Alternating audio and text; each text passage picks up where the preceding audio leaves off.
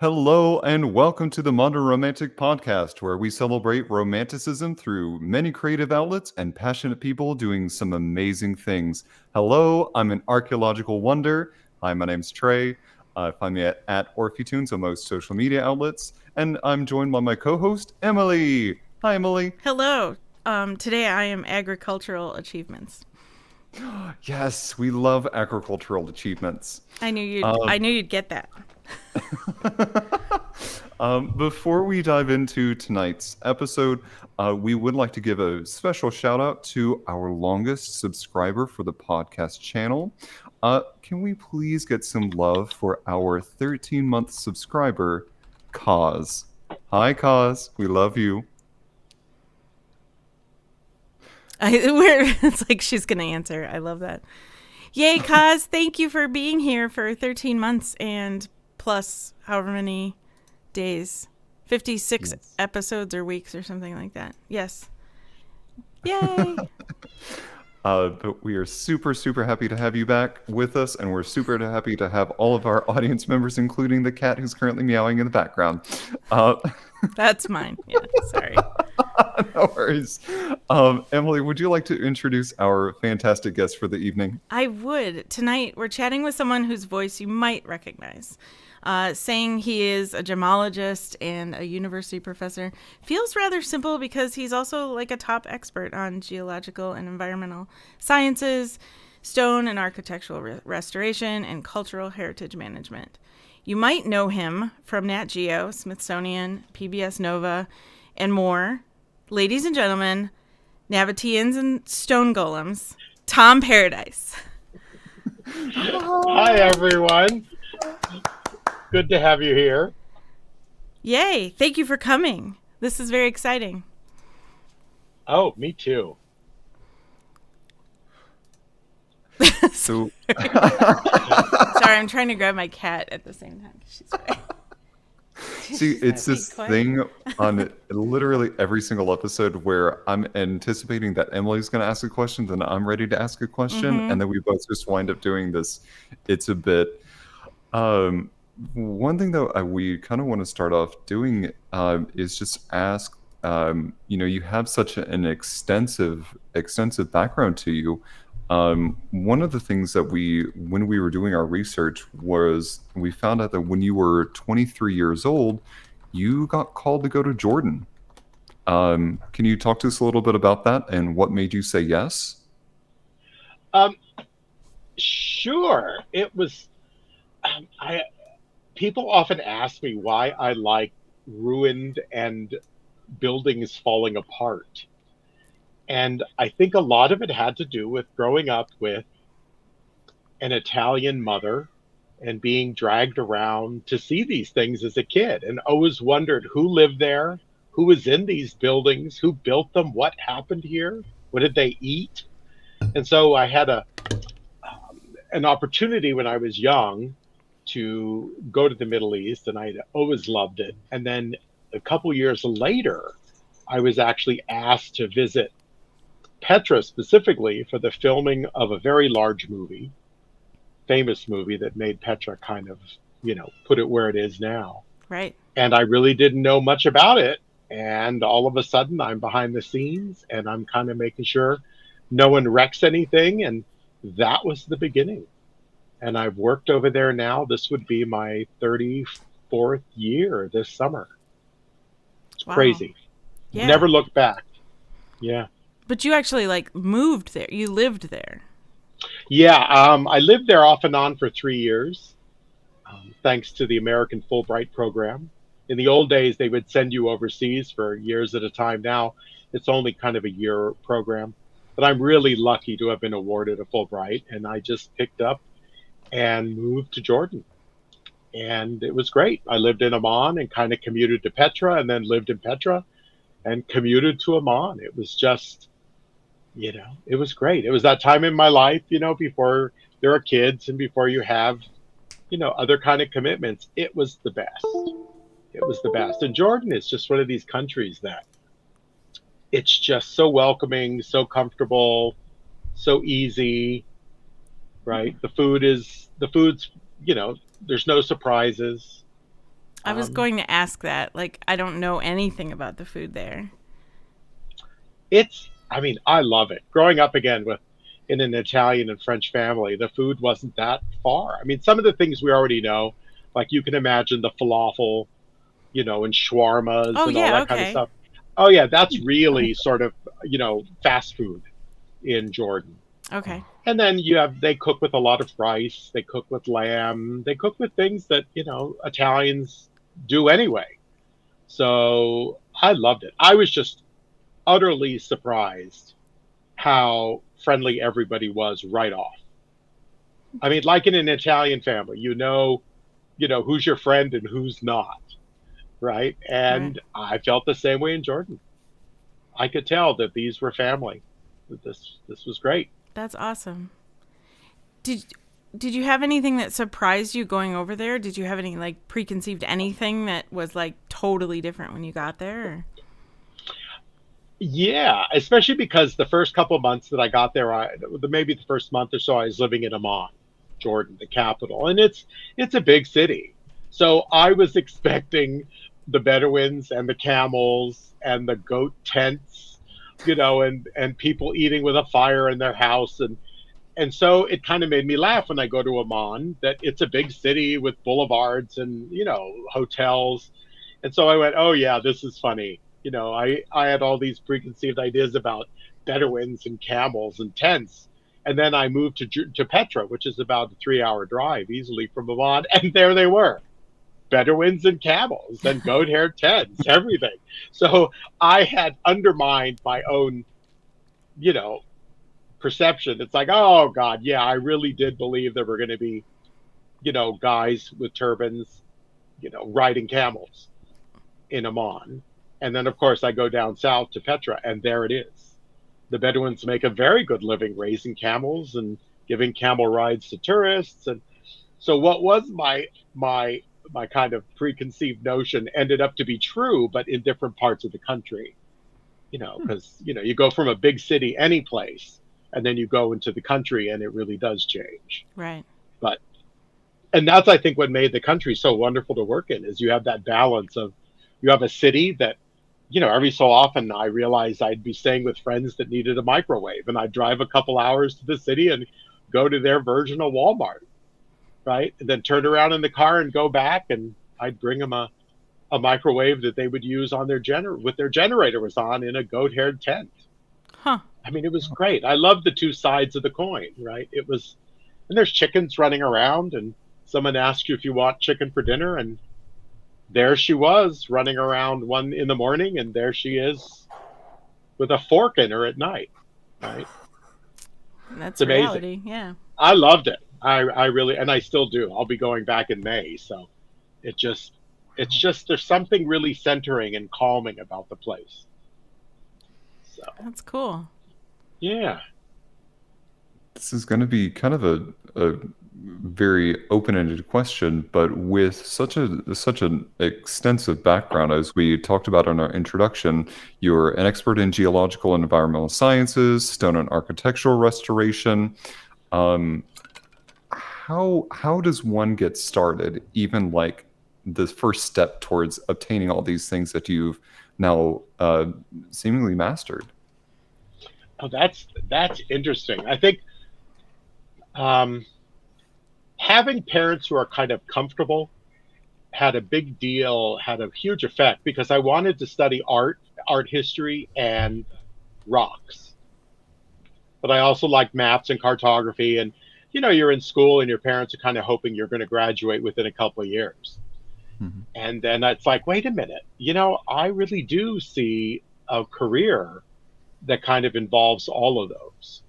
Now, early on, right out of college with a degree in geology and a secondary degree in art history, I ended up going and studying at the gem schools in Los Angeles and London because gemology is just sort of the fancy art side of geology, the study of gemstones. Mhm. So, but that was it. When I was finished with my gems and my geology and my climate and my architecture and art, all of it came together. It's like, I know exactly what I want to do.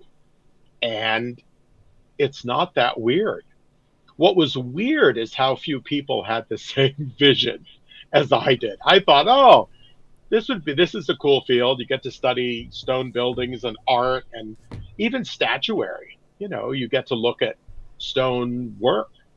And then I realized, oh my God, no, this is really kind of an odd field to pursue. The nice thing is working in a university, you have students that you can guide into those paths as well, right? And if they have those kind of odd, kind of interdisciplinary, multidisciplinary needs in art history, rocks, architecture, all of that stuff, this is the best place to be. It's a perfect field. So, and over the years, having been teaching now for 30 years as well, I have a number of students that have followed that same path. So I just love it. I can't imagine doing something else. When you go to Jordan, how long do you stay? Um, oh, that's a great question. I always need at least a couple of weeks just to Okay. get anything done by the time you fly in and rent a car or whatever you need. But again, in the late 90s and the early 2000s, I stayed for 3 years. And then I'd go back and stay for easily a couple months. And then, kind of the least amount of time I would stay for the longest time was the summer, right? So I'd go for 2 or 3 months at a time.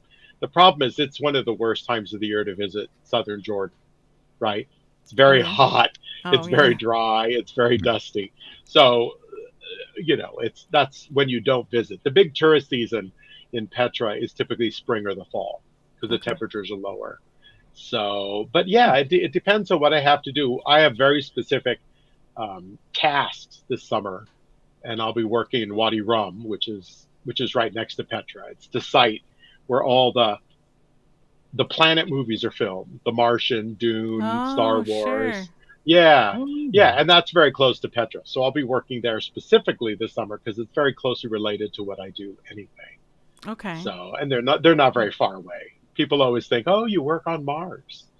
I go, "Oh, I guess I do work on Mars." Right? I guess I really do. I'm expecting to see. So, and the funny thing is, I've had students say, "Oh my God, that looks just like Mars," and then you realize you do see people on film sets when you're there working around in spacesuits, right? Oh, Because they're filming for a sure. film or a clip, or I don't know. A couple of years ago, I saw some people in like Land Rovers doing some filming that was supposed to be another planet. And on the same afternoon, we saw some woman in a gown on a mountaintop filming for Chanel. It's in the same place. You go, this is just so bizarre. And so I guess Chanel advertises on Mars just as much, right? It's just one of those. It's just one of those things. It's like, okay, right? But they really are otherworldly places. I mean, nothing really quite looks like Petra, and nothing really looks like Wadi Rum, and they're close to each other. It's a couple. It's a drive within an hour easily between the two sites. So, With you studying, with having that background, can you tell us about some of the royal jewels that you've studied? oh my God. Um, sure. I didn't see that coming, Trey. That's great. So what happens is I studied both at the Gem Institute of America in when it used to be in Santa Monica. It's no longer there. It's now in Carlsbad. But I also studied with the Gem A, which is the Gemological Association of Great Britain in London. Hmm. And so the fun thing about doing work in London is you often are called in because you're kind of in the higher ranking of the gem world, right? In the U.S., being a gemologist, very often many gemologists work either in gemstone sales, wholesaling and stuff, or in jewelry stores. But in the UK and in parts of the US as well, it's a service industry like an attorney. And so you get called in to see all kinds of stuff. And so both in London, San Francisco, LA, um, I've been involved with a number of cases where something old pops up and no one knows who it belonged to, and you get to research the provenance and find out it was part of the royal, part of a crown jewel estate that was sold off. We forget a lot of times, especially in the UK, that a lot of the jewels of the family, either not the crown jewels that are owned by the crown directly, but those that are owned by individual family members, are bought and sold all the time. Oh. And Really? so you forget that a lot of these pieces that have incredible provenance, um, belonging to one of the royals or to, a lord or an important family, show up in a bank vault or an auction, Christie's and Sotheby's, or one of these great sites. And so that's always a treat, not only to figure out where the piece came from, but then also to be involved with handling the estate. And that's happened to me consistently, regularly. Even in Arkansas, it's happened a couple times where things have been brought to my attention from banks that turned out to have incredible international history, right? Oh, And cool. it's so exciting. It's just too bad sometimes, like attorneys, is we don't always talk about our clients, right? And where the piece is or where it ended up and Sure. what's going on. But that's the fun part, I guess. Without disclosing too much and without breaking any non-disclosure agreements, what is the coolest piece that you've come across? Incredible provenance. Wow. A lot of times, especially in the UK, that a lot of the probably jewels cool, not in terms of dollars, but cool in terms of history. That a lot of the jewels of the very, very important pearl, not the crown jewels that are owned by the crown directly. She owned two of the largest pearls on earth at the time, called the Pellegrina and the Peregrina. Oh. Really? And so one of you them forget that a lot of these pieces that have incredible provenance, where it came from, I don't know, but it came into our hands because one of the families wanted to ultimately sell it. And as we did research, and those are the days without Google, right? So you're going through books and you're calling people up on the phone and sending pictures through ugly faxes, all these things going back and forth. And it turned out to be, sure enough, one of the two greatest pearl necklaces known at the time. Wow. And of course, everybody does the same thing, regardless of gender or everybody has to try it on. So I Of remember course. in our office, everybody was taking pictures of wearing one of Victoria's important pearl necklaces. I mean, the main pearl in the piece is a natural pearl, not a cultured pearl, probably from the Arabian Gulf, someplace over there, the Persian Gulf, and it was, almost the size of a walnut. Wow. And Wow. so, we all react the same way. Oh my God, that piece is a wow piece. And I remember I worked with a woman who was my sidekick in the auction business. I remember the first thing she thought of wasn't wow, but boy, that must have hurt the oyster really badly. That was a hell of a chunk of rock and I remember I loved that whole idea. We're all going, oh my God, this pearl is huge. And and we had to get it x-rayed by a dentist to make sure that it was a natural pearl. Right. And so, we ran into a dentist across town and said, can you x-ray this for us? We're in San Francisco. And he goes, sure. Why? It's a necklace. And we told him. And then we brought it back. And then I thought that was the best reaction. All of us are in awe because it's a beautiful piece of metalwork, right? It's got pearls all over it and gemstones and this big old honking pearl hanging down. And then, you know, the other gemologist in the department looked at me and she goes, wow, that must have hurt like a son of a gun, that poor oyster that had to hold this chunk of rock in its mouth all those years. So I think that's the one that kind of grabs my memory. We've seen a lot of, actually, the other thing I think is less the piece, but the kind of piece is in our business, there's nothing more exciting than having someone hand you a very fancy, oddly shaped, large leather box, especially when it has an odd shape to it, with a hinge on one side and a fancy clasp. And very often the leather is dyed burgundy or forest green. And it's a very, and these are boxes bigger than your head kind of things, because when you see that box and you open it, it probably contains a parure, right? A full suite of something, Okay. including a tiara and earrings or eardrops and a necklace and maybe a couple bracelets and it's called a parure if it has the tiara, and if it has everything else but a crown or a tiara, then it's a demi parure. So to Okay. find this leather box, knowing you're going to open it and see something inside, and it's typically a matched suite, so it could be diamonds, it could be sapphires, it could be citrines, one we saw that was spectacular. We, as best as we could figure out, was probably Persian, and was this magnificent piece of diamonds, yellow gold, and turquoise, and the finest blue with the most beautiful gold color you can imagine in this full suite with two bracelets, a necklace, earrings, the whole thing. No crown on that one. Right. Right. Right. So a demi. Yeah. So the Is it yeah. pure? So the Say the word again. parure, Parure. Okay. And so that's the thing with the tiara, and then the demi is the one without. Okay. So, Cool. and tiaras is it's a hard sale these days, right? You know, you need a certain market to sell a crown or a tiara. So, Right. but for us, when we see those, we get excited because it should be in a collection, and there are people I'm assuming that still, you go to grand events or galas at an opera house in one of the major cities, and sure enough, there's some old gal there wearing a full parure. I mean, if I Right. had one, I'd be happy to wear one around the house even. But I mean, a great idea. why not? But you don't want to. Yeah, but Emily, you don't want to split up the parure. So if you're going to wear the crown, you got to wear the bracelets and the eardrops and the neck, the whole thing. Go big or go home. That's exactly right. That's right. Oh my God. So, Archer, I hope you're listening to this because I hope that your Valentine's present to Emily is a parure of whatever her favorite gemstone is. That's right. I love it. Yep. Pick a color now, Emily. Pick Do a it color now. now. Do I Sure, have to pick do it. one? What's your birth month? October. So opal would be my birthstone. Yeah, that's a hard one because it's fragile, but Yeah. it's still spectacular. Then go straight for the Tiffany demi parures. Tiffany did a lot of work with enameling and opals. Okay.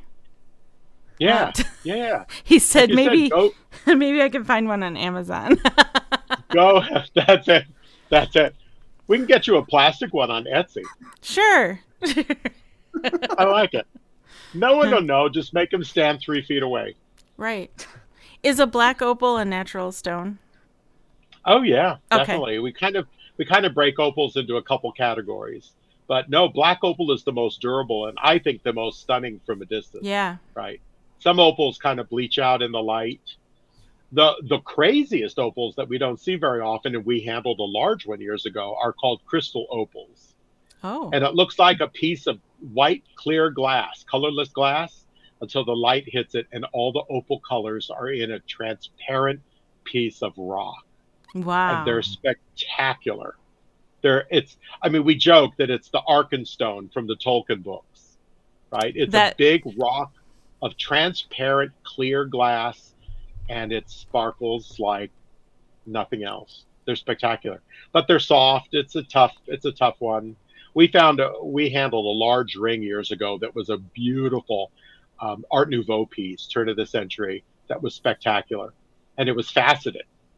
Oh. So from a distance, it looked like a big giant diamond, and then up close, the whole thing glittered in all the different colors. Okay, that's maybe something I should aspire to have at one point. Crystal.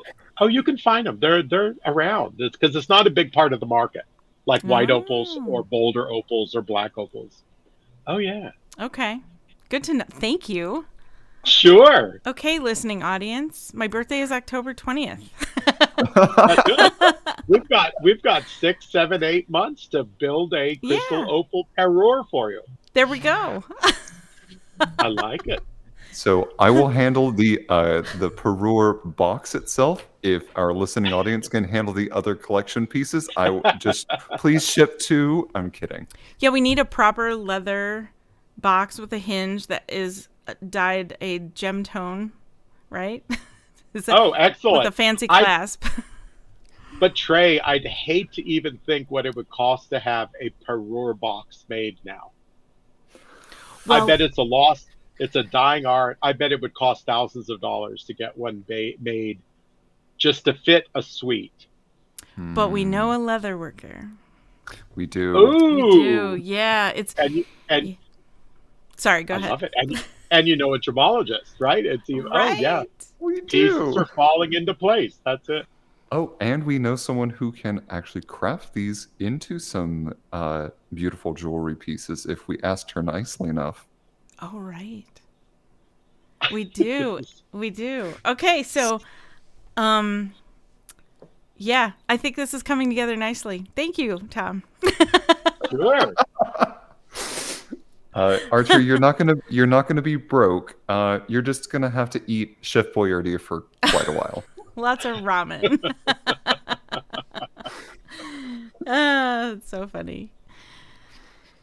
Gosh, there was a question about that too. Oh, okay. So Trey, what's your birthstone? Oh, the pearl. I'm born in June, so Oh, pearl. okay. All right. Well, pearls. June is also ruby, I think. Is it really? Yeah, and most months have two stones, I did not know and this. so some don't. But I think ruby.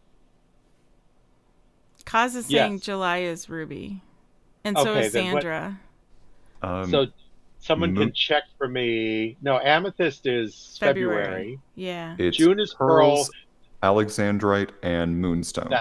That's it. Ooh, Thank you. Moonstone. That's it. Also a little soft, but your alexandrites are tough. There you go, Trey. A little expensive, but that's a great one. We always look at the durability of stones, right? Especially Okay. for something you wear all the time. And so that always worries us when, years and years ago we had a client come in with a very, very important, significant emerald ring. And it was in two pieces. The gemstone was cracked right down the middle. Oh, And she had worn it skiing. And she hadn't hit it at all, but she fell into a snowbank. And the shock in the cold, the temperature just split her stone in half. Well, that wouldn't happen to a lot of gemstones, but a lot of gemstones it would. And so, we're always warning people. That's a great idea for a wedding ring, wedding gemstone. That's a bad idea. That's a good one. Right. And that's something like pearls and moonstones would be really fragile for an everyday ring, but an alexandrite would be fantastic. Okay. Right. So that's what we're always looking at. Recommending to clients. That's a good idea. That's a bad idea. And that's why we have a number of gemstones that are specific to all of the birth months. Okay. Kaz said her wedding ring is amethyst. Is amethyst a? It's a quartz. So amethyst is tough, but it'll abrade a little bit. It will, because quartz is the most common mineral material on Earth, and most of our dust is made up of silicas like quartzes. It will slightly abrade every time you polish it or rub your finger across it. But amethyst can always be repolished. It's great. And there are some purples of amethyst that you don't see in nature you just don't see in any other stone. That deep, rich purple is gorgeous. Now, the thing to important, especially for people listening, is that amethyst don't bleach in the sun. So it's really a bad stone to wear in bright sunlight. When we look at old amethyst pieces like some of the Napoleonic pieces, you'll rarely ever see them in a dark purple because it's so old. They've been in and out of vaults and leather cases over the years, and they slowly bleach. Wow. So it's one of those gemstones that makes us sad that you knew at one point it was magnificent, and now it's kind of purple pink. Okay. So, and that's why we often advise a lot of jewelers that, they're trained as they're artists and goldsmiths. They're not gemologists, and so we're called in a lot when someone has an important stone. We recently had a client call us about a very large yellow diamond, and the jeweler was worried that the yellow would burn away if they torched it in a setting. Oh. Right. And so, we could say, no, don't worry about that. That's okay. Yellow diamonds, pink diamonds, they hold their color. But some gems we do have to worry about, things like that. So, so Trey, don't go for the pearl earrings. Go for the amethyst ring, right? Don't, because they just wear out. Dang it. Ruining my dreams, but I appreciate it. I agree. Yeah, I got rid of my pearl drops a long time ago. They're just fragile, right? Right. Go for the tough stuff like rubies and sapphires, and you'll have them forever.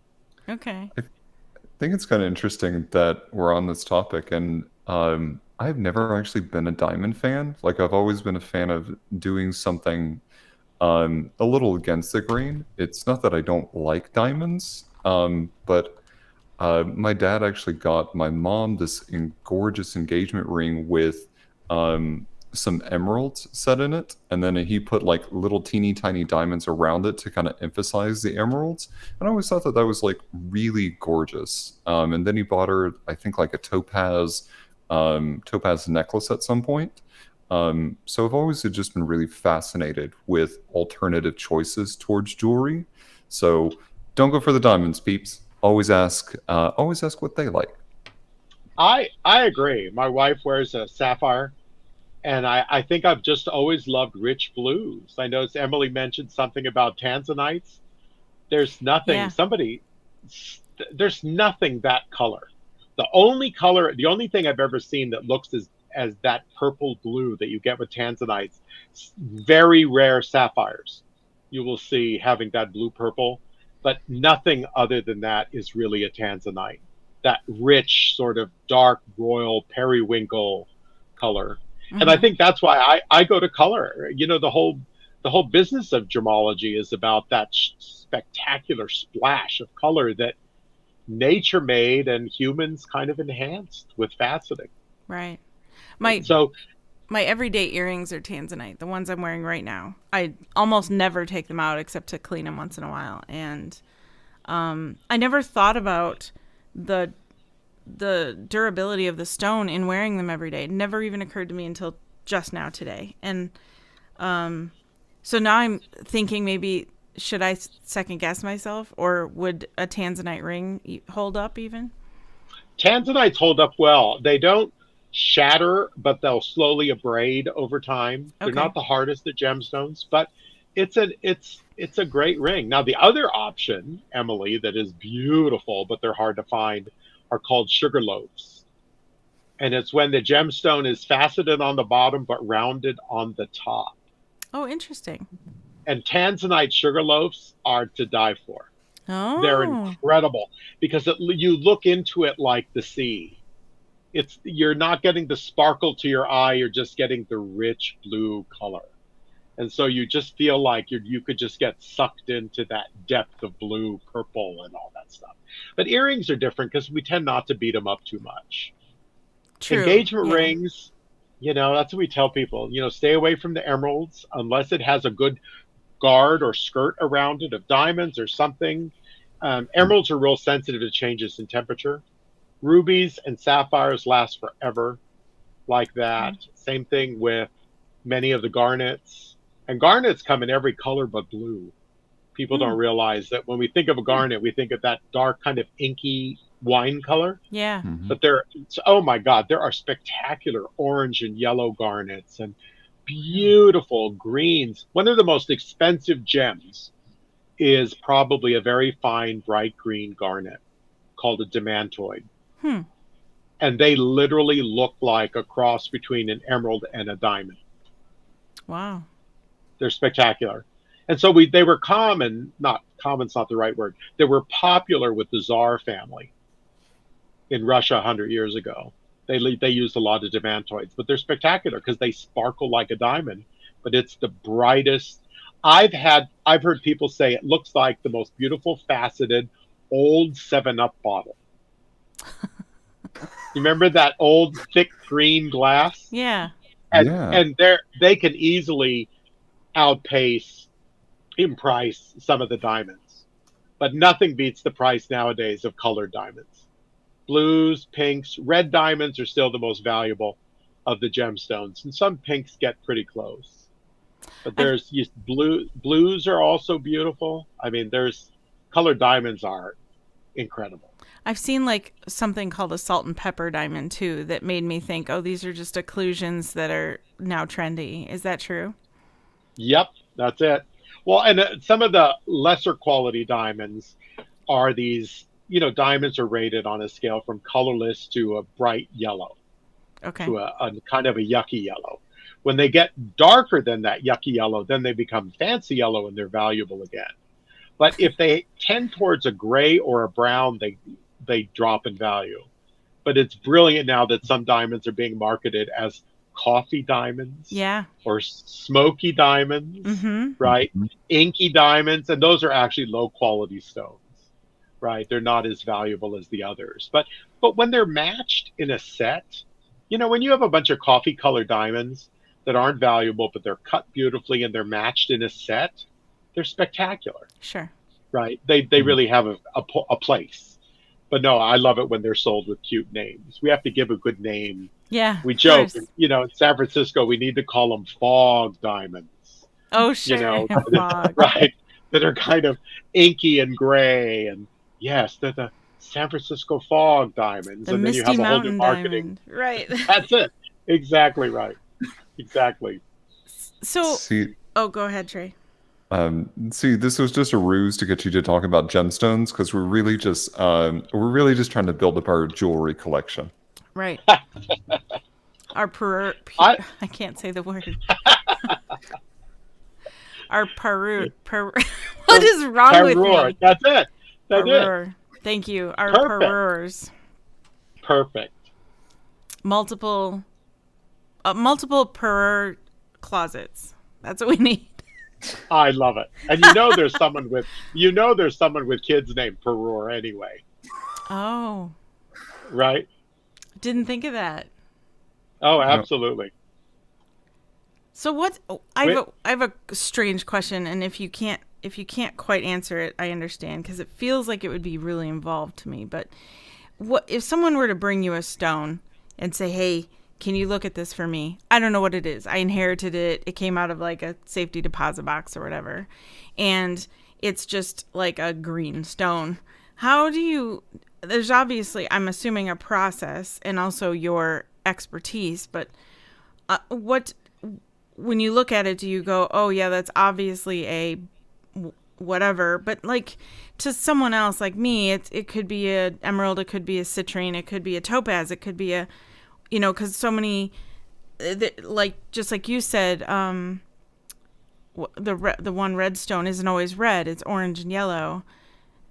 Just like sapphires can be different shades. So there's a lot of overlap. How do you know the difference between a topaz and a sapphire? No, this is great. I always tell people if you go to visit someone and you're having them look at gems, if there's no microscope around, turn around and leave because we always need our microscopes. We always do. And so we can eyeball something and say it looks like this, but let me find out. We have a lot of toys in the business. Okay. And a gem lab looks like a doctor's, like a clinical laboratory for medicine. I mean, we've got refractometers and microscopes and spectroscopes. We've got all these things, right? But it's one thing you said, Emily, that is making me grin is that when I worked for Butterfield and Butterfield, the large auction house that became Bonhams in San Francisco, they had auction houses all over. Every Monday morning, we had our antique roadshow before there was an antique roadshow. Okay. Cool. So in the 80s, before it was a thing, every Monday morning, people would line up with their stuff, and they'd be assigned to a different specialist in the house. There's the Persian carpet guy, and the wine guy, and the American painting guy, and the furniture guy. And then, of course, I was the director then of Gems and Jewelry, and so you have to deal with this all day long for that whole Monday. And sometimes it's so exciting because someone comes in with something junky and you have to tell them that, and that it had incredible sentimental value. And someone comes in with something awful that they wore as a child, and it turns out to be a hand-signed, very rare Tiffany piece. And so, but we need our equipment. We need our toys to verify. The nice thing is if it's a beautifully made piece of jewelry, typically it indicates that the gems in it are also of the same quality. But that's not always the case because the hardest thing for us to tell clients is that things like rubies and sapphires have been synthesized for more than 100 years, since the 1880s, 1890s. Mm. So people will come in and say, this can't be a synthetic because it's been in our family for generations. And you have to say, I'm sorry, but they've been synthesizing this stuff for that long. And it's a lovely piece, right? I'm sure it holds fantastic sentimental value, but it might sell at auction for a couple $100, right? Now, that being said, the opposite happens every so often. Someone brings in a toy, some piece of junky stuff that they grew up wearing, and it turns out to be very important. So Wow. I had a kind of a biker chick come into my office once in black leather, the whole thing with the motorcycle helmet, and she pulled a box of jewelry out for me to look at it. And she was wearing a piece on her hand that looked nice. All of the stuff in her box was okay, was not very nice. A lot of it was mixed metals and gold plated, things like that. But the piece on her hand looked nice. So I asked her if I could take a look at it. Don't forget about the ring on your finger. And she goes, oh my God, that's my taco ring. I said, taco? Like burrito taco? She goes, yeah, it's my taco ring. I've had it. My great aunt gave it to me when I was a little kid, and I've worn it all my life. I never took it off. So I said, okay, now you've got me. Why is it called a taco ring? She goes, it says taco inside. She took the ring off, and I cleaned it as best as I could on the spot, looped it, pulled it down the microscope. The blue stone in the middle was a very significant sapphire, probably 8 to 9 carats, with a skirt of diamonds at least a quarter or half carat each all around. So it was so big and so fancy, it totally looked like costume jewelry. Wow. Well, I cleaned it up, took a look at it, turned it underneath the scope, scrubbed it as best as I could. The sapphire was real, the diamonds were real, because a microscope tells us amazing stuff that other techniques don't always. And it was a taco ring because it said taco inside. But the taco was capital T ampersand C and O. And it was an old Tiffany piece. Oh. Tiffany used Taco. to stamp their pieces T, right, ampersand C and O. It was a very important Tiffany piece from the 1920s. So we advised her. We asked her if she wanted us to help her or what she was going to do with it. She called me up months later and she said they decided to sell it.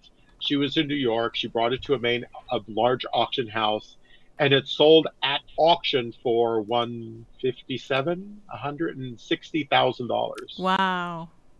Then, right. So I'll never forget the taco ring. That's an Ever, expensive ever. taco ring. That's it. And she never thanked us, right? She never said thank you. Nothing, right? But that's all right. That's exciting. I got to see this ring. We cleaned it up, and I mean, we found a little piece of history on a biker's hand, and she wore it under her glove when she rode them all these years. Wow. She wore that ring and didn't take it off, Huh. and it was her taco ring. So I'm sure she bought a lot of motorcycles after that thing was sold. Right. Yeah.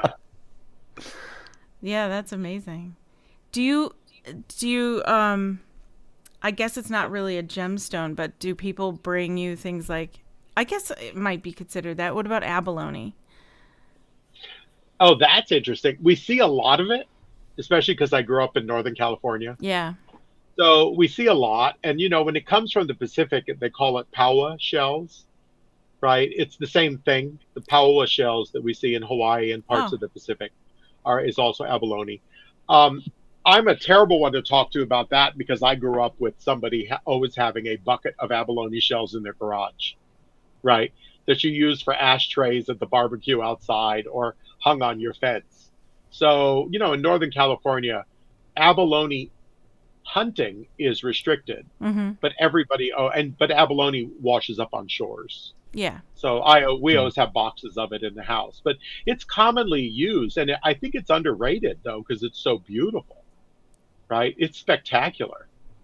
So, yeah, but it's funny you mentioned that because I grew up in the land of abalone, right? Right. Both eating it, the shells all over, right? Right. One So, yeah, man's it's trash is another man's treasure, I guess. exactly. Is there a difference between an abalone pearl and like any other pearl? Oh my God, Emily, I'm impressed. abalone pearls are very rare. And every so often, you'll see some of the really important of the rarer pearls. The abalone pearls tend to be a pink color. Sometimes they're silver, sometimes they're pink. They're very rare. They're very hard to find. So yeah, and those are natural. Abalones are not cultured. So in a cultured pearl, they put the seed in under the mantle, the lip of the mollusk, right? And so cultured pearls are increasingly common, and they come in different colors and they can be dyed. But if you can prove that you have a natural undyed abalone pearl, that's a serious gem. And we're trained. We have to be trained in all of even the organic things, Okay. like jet, jet, pearl, coral, all that kind of stuff. What is jet? Oh God, jet is fancy polished coal. Oh, fancy coal. Yes, it looks like black onyx, Okay. but it burns in a fireplace, right? It was a popular jewelry material during the mourning period of Victoria when Albert died. So they use it it's super easy. It's not soft, but it's not very durable. And so it looks like black onyx, and they would fasten it to look like thick black diamonds, but they're opaque. And it was used in a lot of jewelry to show, kind of respect at the time following Albert's death. Okay. Because Victoria, right, Victoria could wear diamonds, and she found diamonds to be absolutely acceptable, suitable in mourning, regardless of the size. But most people couldn't afford those giant diamonds that she could. And so a lot of people wore jet in jewelry just to show their respect for the mourning of the queen. Interesting. Yeah. It's probably rare now, huh?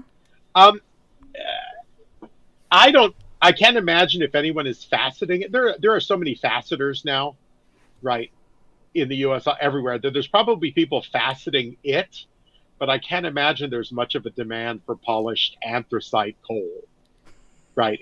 That's a weird one, right? Yeah, I've never seen it that I know of, right?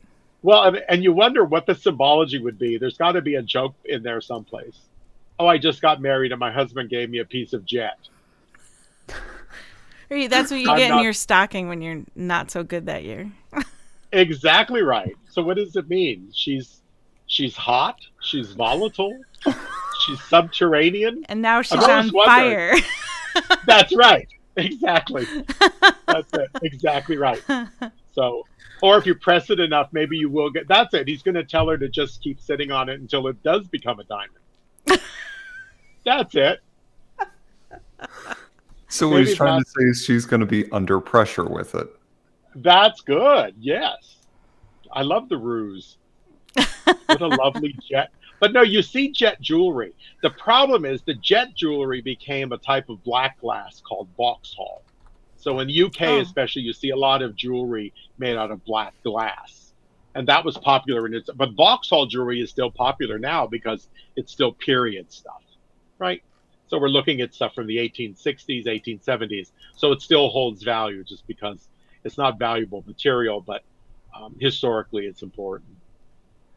What is the oldest piece of jewelry that was still intact that you've been able to take a look at? Ooh, good question. Intact.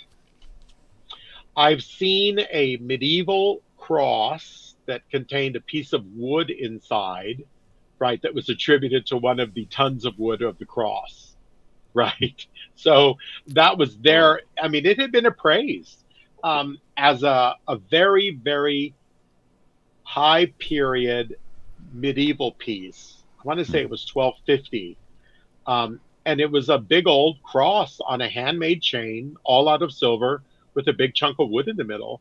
And it was flawless. It should have been in a museum. It was such a beautiful piece of medieval jewelry. Wow.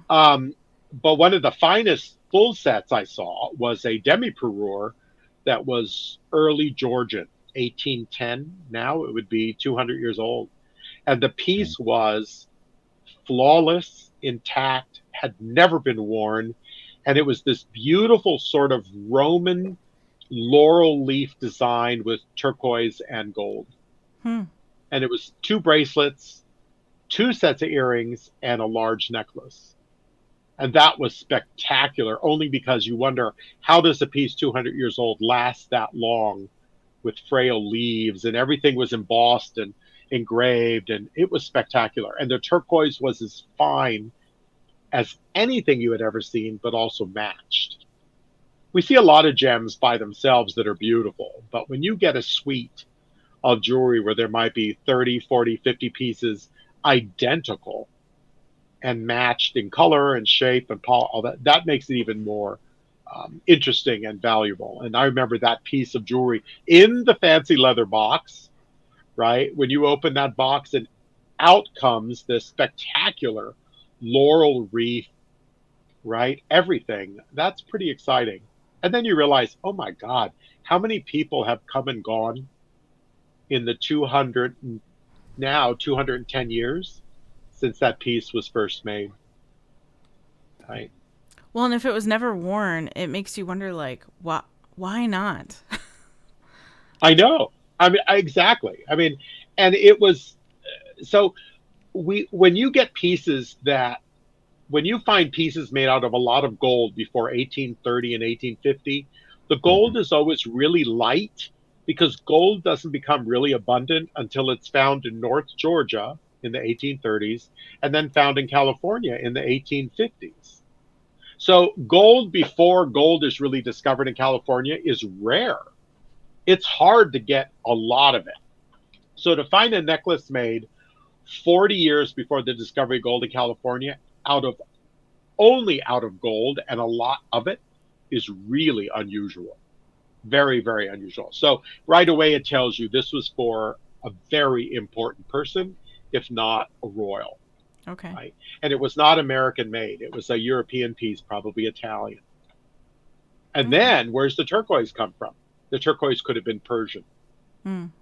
So all of this matched turquoise comes to Italy somehow for a suite to be made. I mean, that's crazy. It's a lot of traveling it did. Absolutely. If you were to make your own parure for your wife or even for yourself, you know, you may like to wear jewelry. You never know. You never know. Either if it were to be like custom made, completely made for you or for your wife, or you had to choose a set from history, what would you go with? And how would you describe it? Is price an object? We're talking hypotheticals. Absolutely. Oh, okay. I love that. I would probably make a parure with a suite of sapphires and tanzanites that were kind of monochrome, like all blues, but passing along the pieces of jewelry from light blue to dark blue to blue purple. Ooh, okay. To give it like a chromatic trend to it. We used to see that during Grand Period Victorian stuff, and then we don't see it too much anymore. Now they go with the rainbow stuff, or they go with all the same color. But every so often you'll see a piece intentionally made with a very slight change in tone, but still monotone, like all blue or all green. Excuse me. And that's always, I think, the rarity that someone took the time to match the stones, not changing color, but having a tonal change from the beginning to the end. Like a gradient. Exactly. Yeah.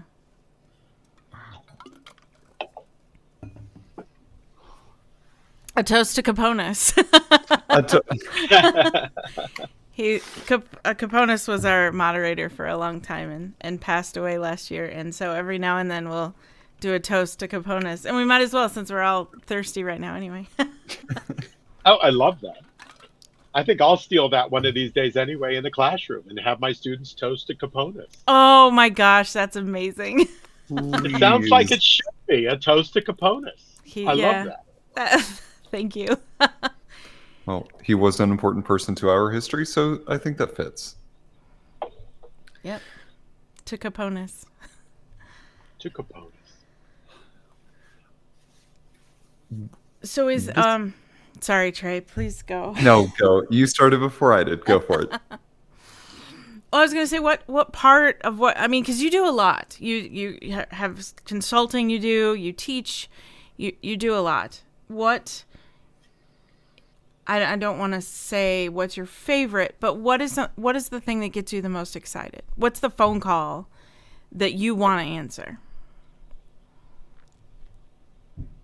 Wow. They for the jewelry question, the gem thing, they found a box unmarked in an unknown safety deposit box in a big city. Just a mystery. Oh yeah, that's like a shoebox, and it's jangling. And they send a photograph, and all you see in the photograph is a lot of glitter, metal, color. I think that would be the best. And you have no idea how, they don't know how it got there. They don't know the provenance. They don't know anything about it. That's the most exciting. Because then I also love the research, right? Let's start digging around and trying to figure out who this belonged to and who made it. And this is where hallmarks, we love our hallmarks because the hallmarks are, allow us to kind of trace sometimes the history and the path. How did this thing get to here? That's always so exciting to me.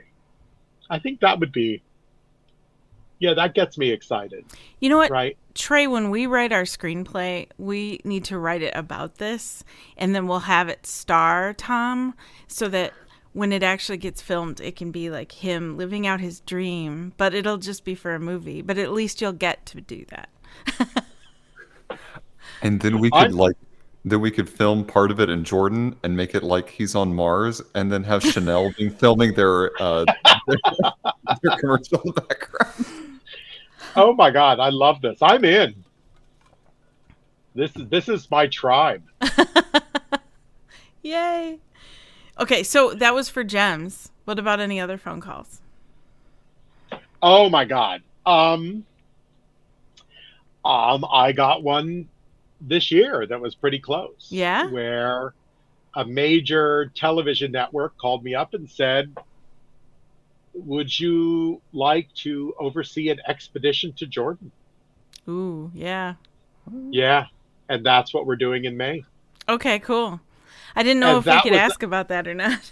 Well, and that was, it had been years and I didn't think, because I had, thrown my hat in the ring and I thought, no, they don't want someone with gray hair. They want, I don't know, DiCaprio or something to do this stuff. And they said, no, we want real scientists. We want guys that, will do this stuff. And so I put a team together and wrote up a proposal and sent it back. And they said, we're good. This is it.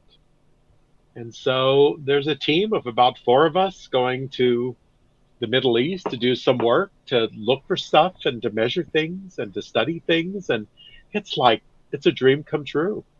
That kind of work. Yeah. Because then you also know that, how would you say this? Spiritually, they trust you as well. Right. It's like, oh my God, we're actually going to do this and they have no more questions to ask. Right. I don't have to, sign over a house they literally said, here's the money. This is what we want you to do. And I get to do it. And we'll be living in tents, goat haired tents in the middle of the desert with off-road vehicles and, doing all the work. So yeah, that was a surprise this year. But I hope, there's more of those. Life is filled with those wonderful phone calls. And you never emails. know. Right. I know. I know. Archer in the chat asked if you and Indy will find the Holy Grail. How does he know we already didn't find it?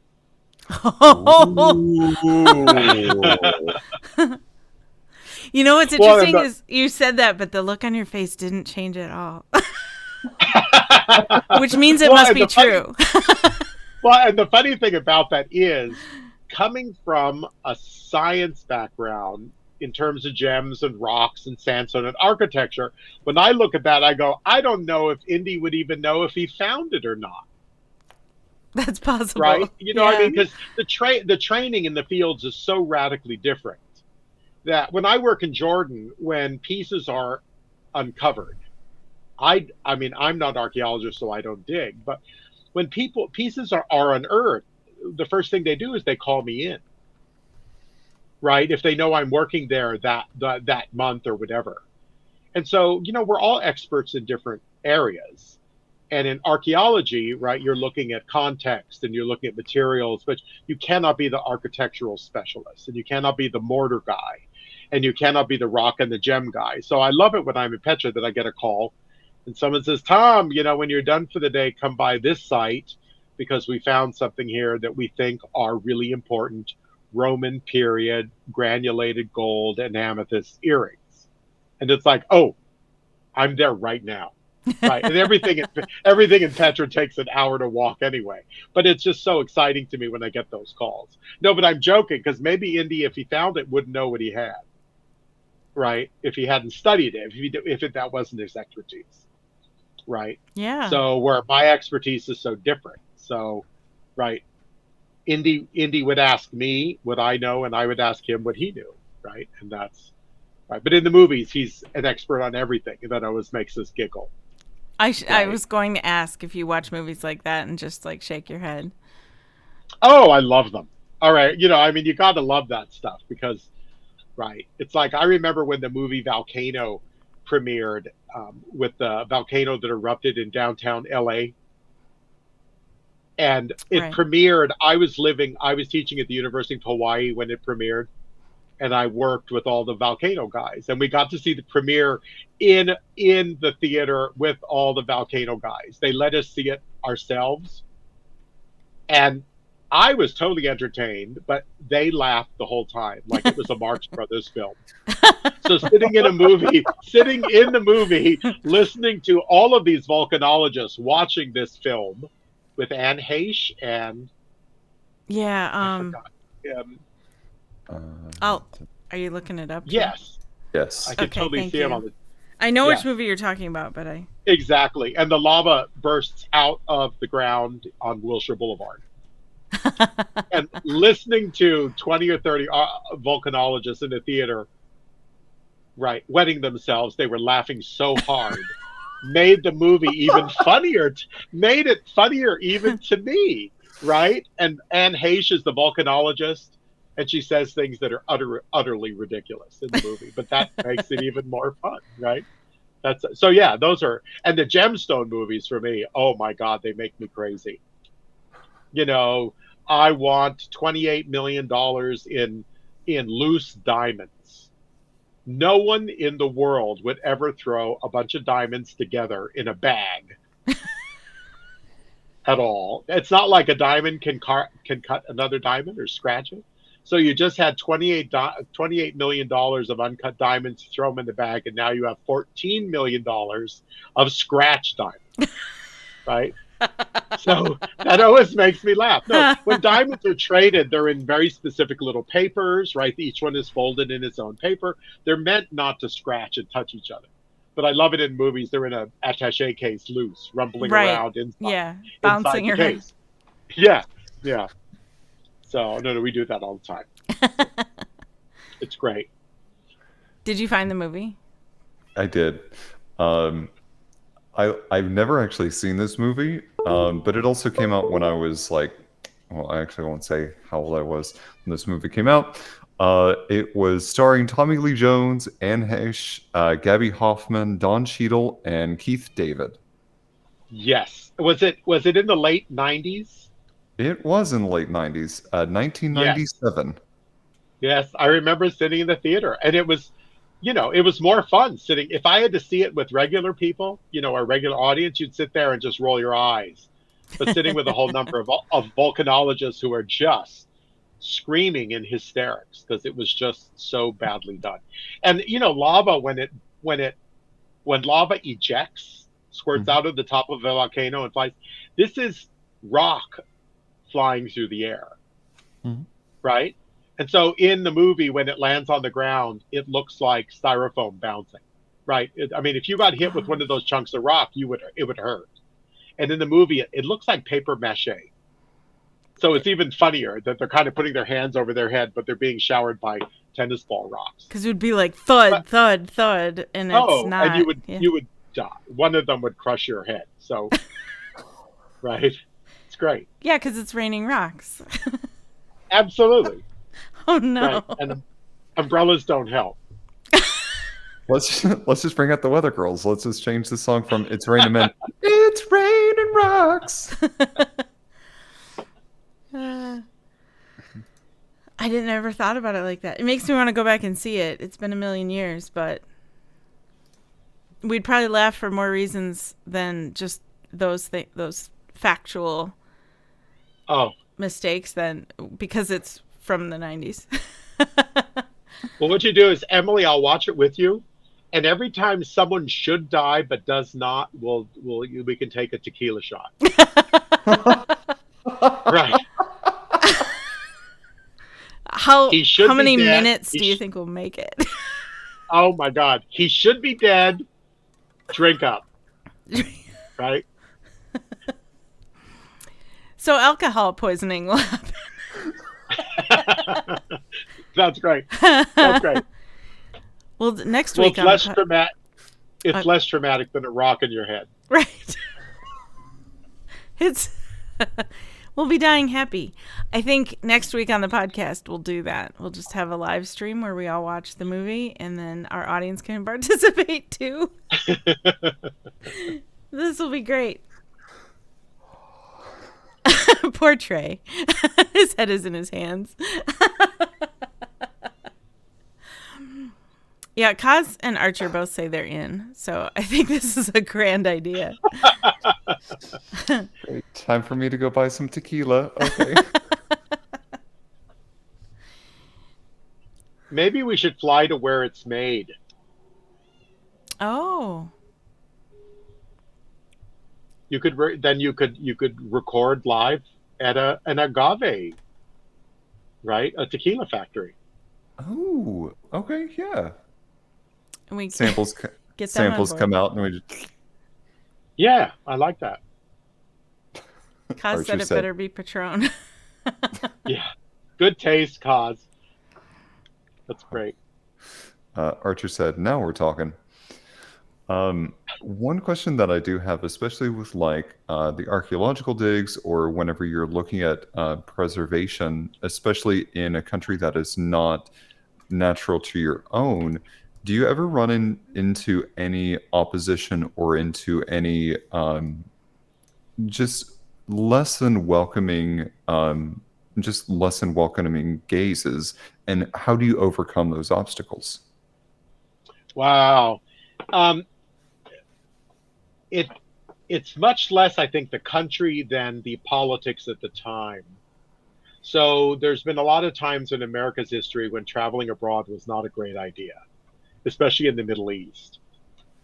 Then I would definitely get looks from people, especially Jordan being adjacent to Iraq, right? When that mess was kind of ongoing, that made it complicated for me.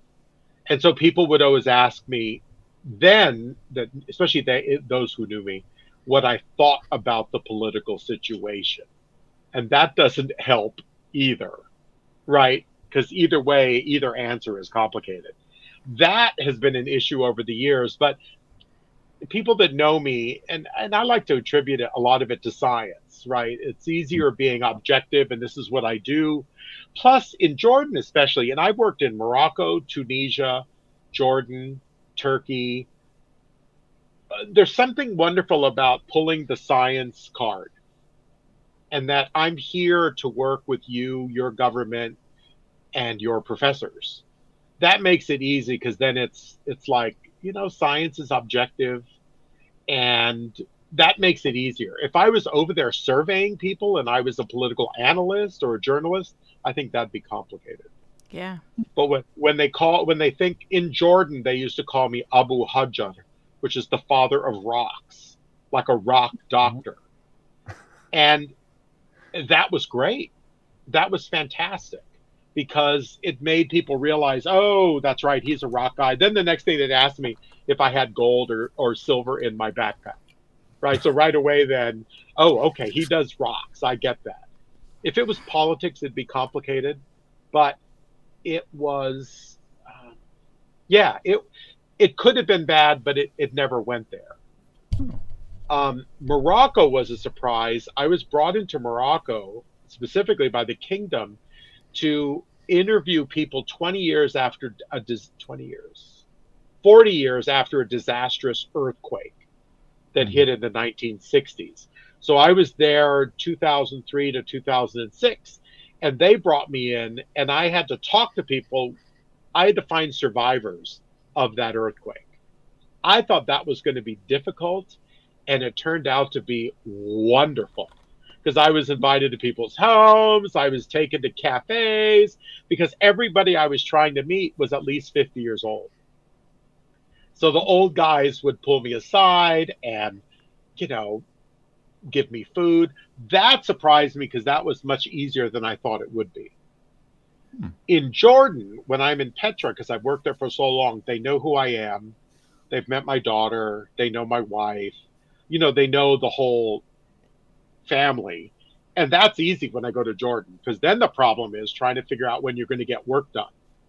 Because when the sun goes down, you're in someone's house eating with their family, right? And so Jordan's become a second home to me over the years, whether it be in Amman or down in Wadi Musa or Petra. So, but yeah, increasingly it's, I don't know. And, you know, with age comes that ease with kind of fitting in. Mm-hmm. It makes it easy. Also, over the years, having studied Arabic years ago, and then moving to Jordan and realizing they speak a very different form of Arabic. So when I'm in Jordan, the words that I can use are very specific to that place, right? And so that makes me fit in better, and it makes them sort of more comfortable with dealing with me. So, what is your favorite word to say in Arabic? oh wow, pretty word or meaning word? Dealer's choice. One of the words I love that's used in a funny way in Jordan is harban. And harban means inoperable. Ooh. And so so like a radio that is intact but doesn't work is harban. It doesn't mean destroyed, it just doesn't mean it doesn't work. And so they'll use it in a way like, I've had students with me and they'll say, is his head inoperable? Right? Like, so they'll say, Ras Harban, does he have like a non-working head? I love the use of the word because it doesn't work quite the same in English, right? Is his brain not functioning? It doesn't have the same punchline to it. So yeah, and I always laugh when someone talks about Harban, or if I use the word. But some of the words are beautiful. I find over the years lecturing on Petra that what Americans think Arabic sounds like is often Hebrew. Mm-hmm. So when people mimic Arabic to me, they're often mimicking Hebrew and not Arabic. Because I don't think we hear enough Arabic, especially when it's spoken well, beautifully, to really be able to mimic it. But Arabic, when it's spoken like a TV broadcaster, a news broadcaster speaks Arabic, it's a lovely language. It's beautiful. Mm-hmm. Also, Arabic, when it's spoken right, has all of these word endings that match. So when it's spoken correctly, it flows because all of these endings of words are sort of poetic. Oh. So it's easy to make Arabic sound lovely, right? And then what I love is all the different nicknames they will give you, right? And so for years, they would call me Thameen. My friends would call me Thameen. It translates loosely to valuable, but it's not valuable like a gem. It's valuable in terms of representing a resource. Ooh, And okay. I would ask people, I said, how did I get this name? And I realized people would invite me into their homes and I'd end up fixing a light switch or re-gluing and clamping a chair, like doing carpentry. And I realized, okay, that makes total sense because they very often see Americans as kind of useless, not very handy.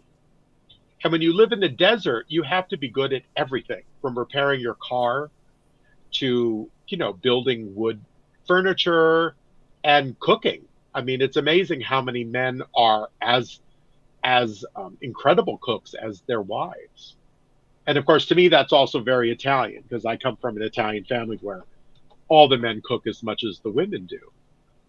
So I was really pleased over the years to realize when they called me Thameen, it was indicating a sort of resource I represented, right? And that's a common thing. Like I have a nickname that, right, is kind of endearing and sweet like that. Yeah.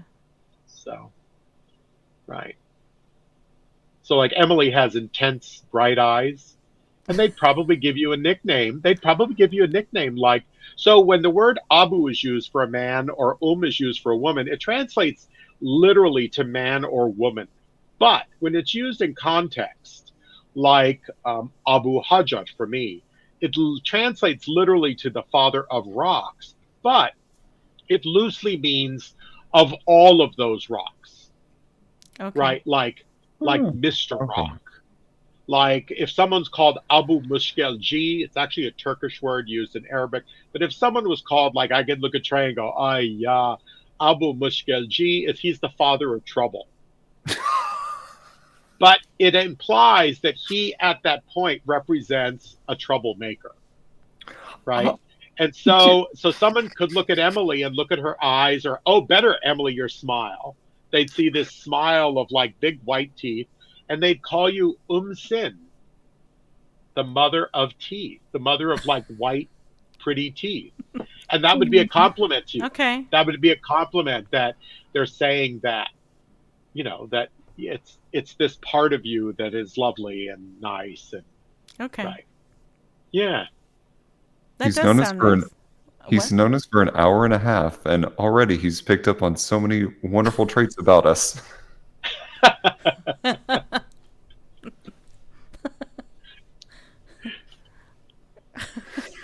But, I mean, I love honestly, it honestly that's kind of incredible, and I think it speaks to like a really rich culture, and it's something that like we give people nicknames for like that's just based on their name, and meanwhile they're giving nicknames based on like um features about them or based on their personality or based on how resourceful they are for things. So that's honestly that's really cool. I didn't know that. Abs- I had a student work with me for years in Jordan, and they always called him Abu Aziz, and that was like the father of all things nice.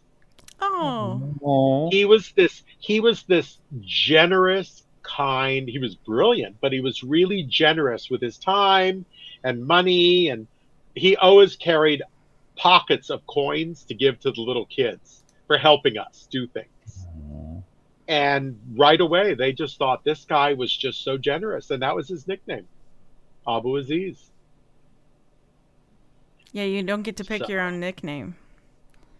So yeah, and you don't. yeah. You don't. Now, if you have a child, if the firstborn is male, then you become Abu or of that kid, right? Okay. But my first child, our only child, is a daughter, and so I make sure I tell them that I am. My daughter's name is Sam, but I tell them her name is I am Abu Samia, and they're confused because that makes me the father of a daughter, right? But I do it on purpose to make sure they get used to the idea that you don't have to have a son to be named after that child, Okay. right? So yeah, so the people that know me will send emails to me as Abu Samia, the father of Sam. But right. So your mom Emily is Emily, Interesting.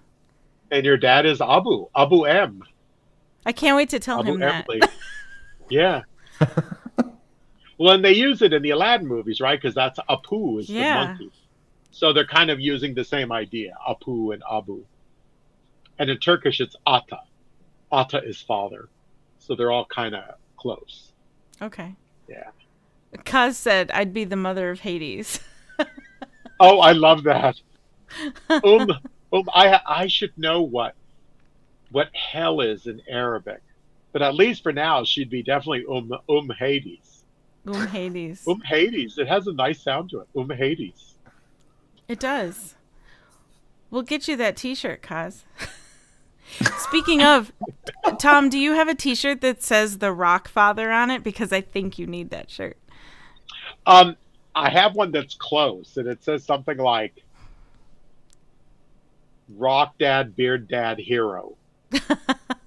It's like something, the same idea. But I have so many shirts in Arabic, but I've always thought of having one that says Abu Hajjaj. Just the weird thing is, one of the royal family members in Jordan, I don't think he knows my real name.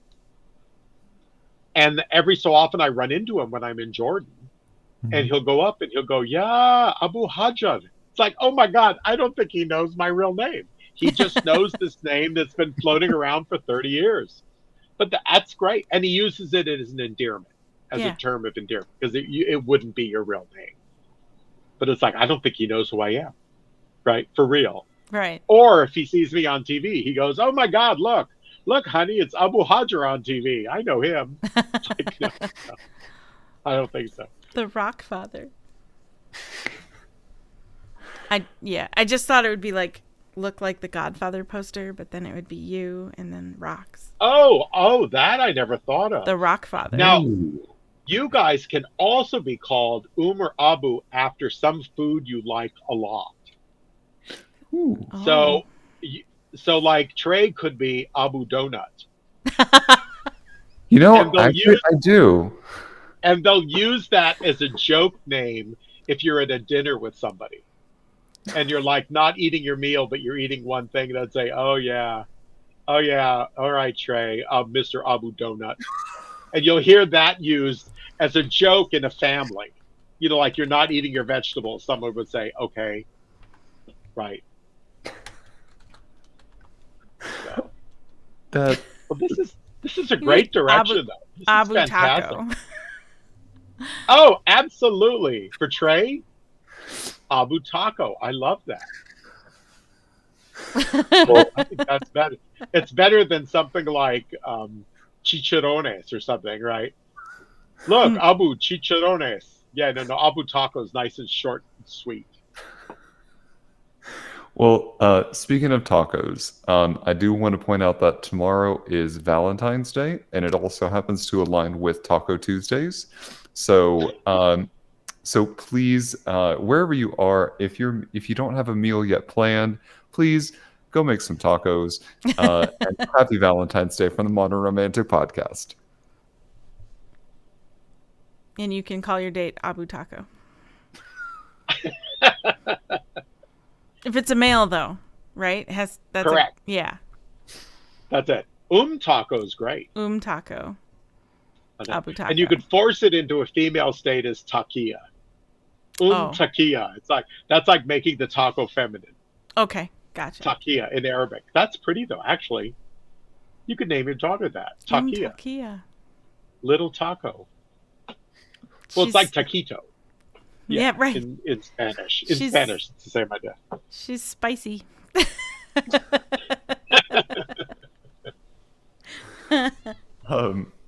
Tom, we've kind of talked about your work with Petra a little bit, but what some of our viewers may not know is that you have a very highly rated PBS special.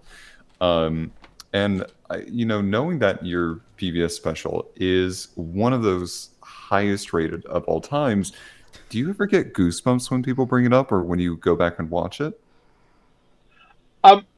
I do, especially because, so I've done Smithsonian, Discovery Channel, Nat Geo, all these different ones, and they all took a month or so to do. Mm-hmm. That one special with Nova took almost a year. Wow. Because we did extensive filming in Petra, and then we actually carved that whole tomb in the hills above Santa Barbara. Mm. And so every weekend of my life for a couple of months, I had to fly out to the site in Santa Barbara to oversee the carving. So we used Roman tools to carve that tomb, and no one had seen that procedure done for 2,000 years.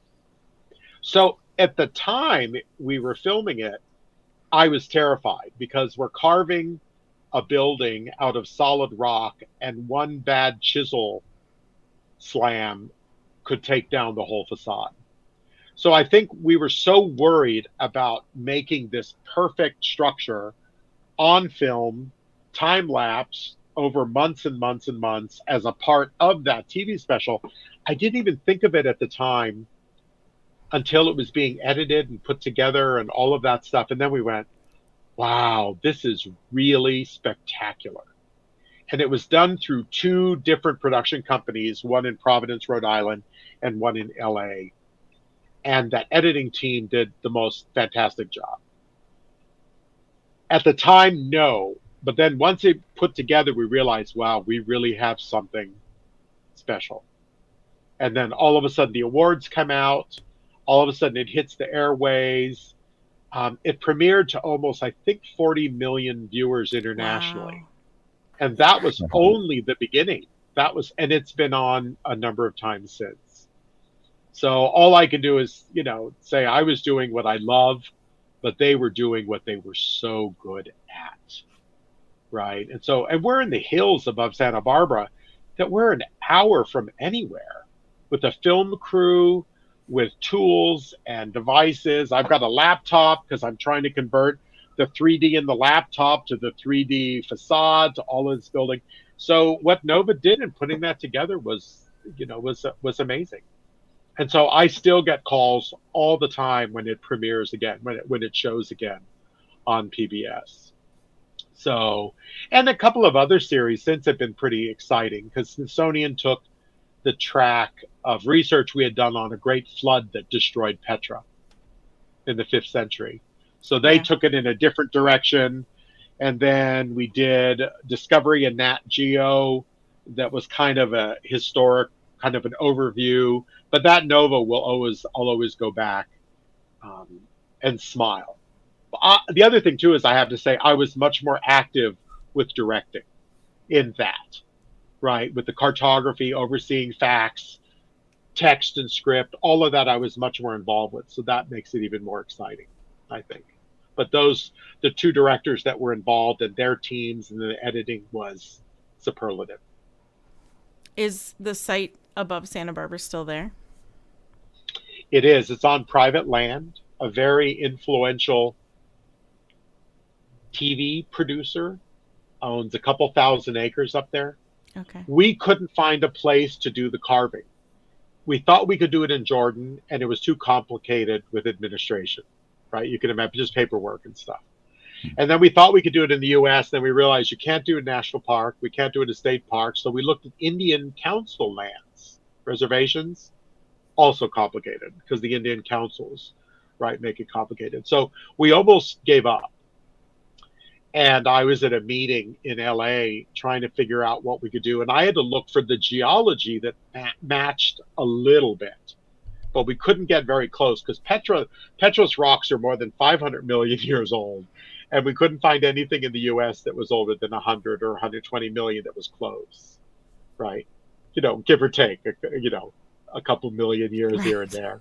And then we finally found a rock outcropping I found that was close in everything but age, but we didn't know how to get a permit because it was all private land. And one of the guys said, wait a minute, I know a TV producer that has a huge amount of land up there.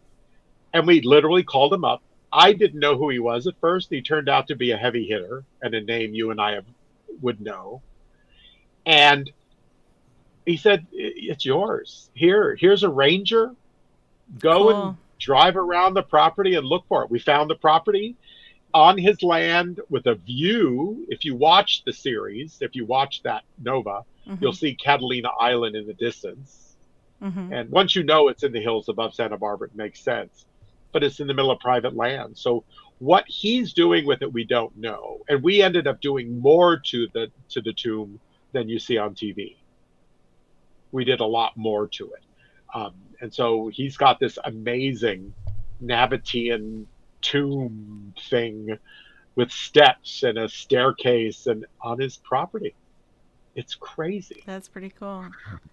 Well, Yeah. part of the reason I asked is because I have family in Santa Barbara, and I just got back from there.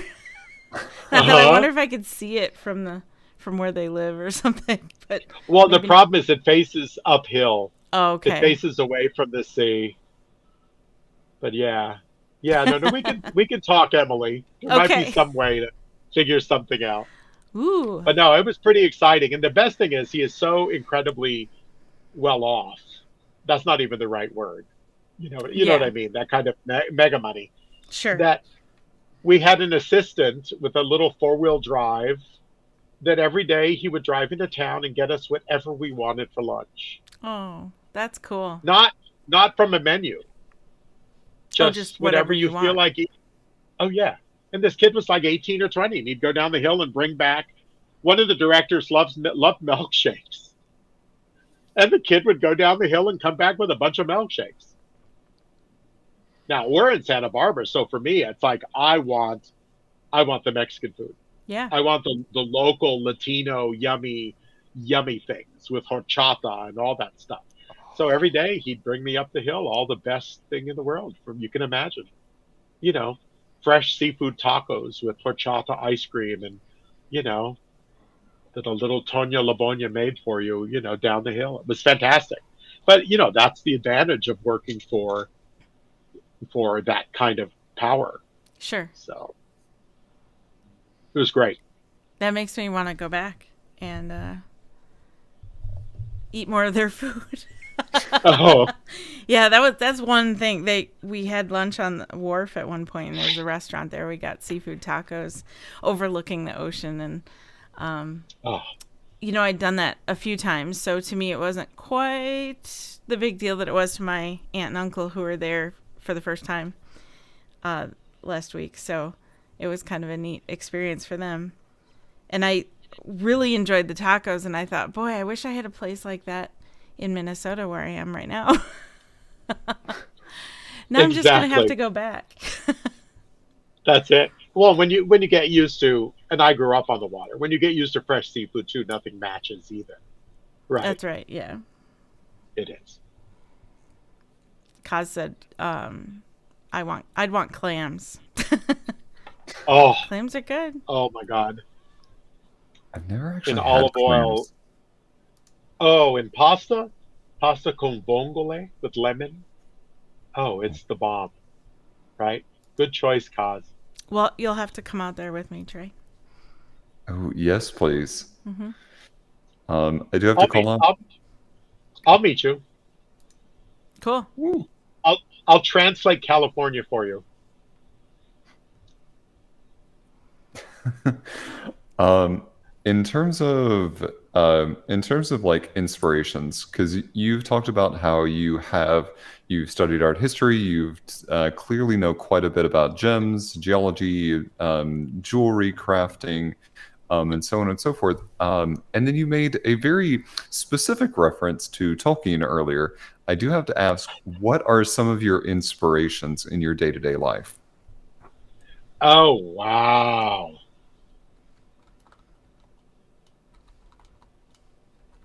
I've never been asked that question. Um, I would probably say art and nature, right? Who, What you and art at different scales. Nature's art at different scales. Something tiny, like under a microscope. You cannot believe how beautiful inclusions are in gemstones of other minerals. Like in a sapphire, you might find a zircon or something. That scale of beauty, right? We see at all different scales. And I think it is the scales of nature's art, I think is probably what really gets me going, that I don't think of directly until I've seen it. Right? That's a tough one. I don't think I've ever been asked that, Trey. And students ask us everything, right? So, no, that's really interesting. Huh. I don't know. I guess also having worked in a large auction house for years, I'm always impressed and intrigued on how artists, especially painters, can express a thought or a dream or an Mhm. idea with paint. A blob of oil, a mineral pigment, ground up rocks mixed with some kind of oil and smeared on a piece of canvas with a brush or their finger.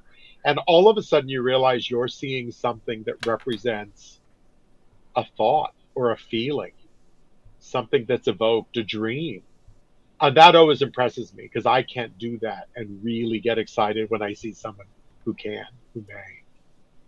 I think that, especially when I know how paints are made, Mhm. right, with vehicles and pigments, and I realized that was a rock, and he added linseed oil or something and smeared it on a piece of fabric and made the most beautiful expression for a person, or the most glowing eyes, or the most, it's that's a pretty amazing. I think a really an amazing thing, right?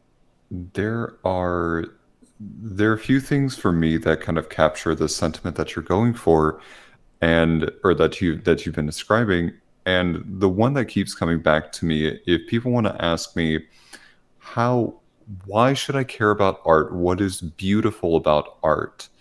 Or I don't understand what is beautiful about this thing that's just been created.